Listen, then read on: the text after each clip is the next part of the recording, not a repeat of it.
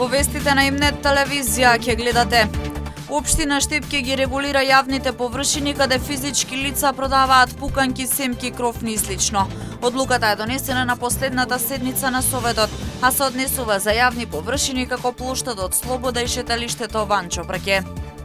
Мерка притвор се бара за осомничениот СЗ кој вчера ја уби својата мајка. Во алкохолизирана состојба, но свесно со ловечки нож и нанел убодна рана во пределот на вратот, па сам се пријавил во полиција.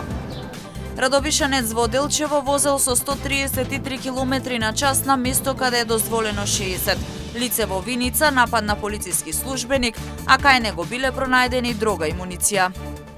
Плата и над 1000 евра се нуди за овчари во Беровско, ама работници нема.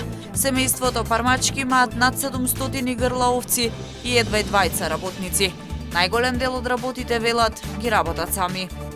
Со вестите почнуваме веднаш по рекламите. Останете со нас.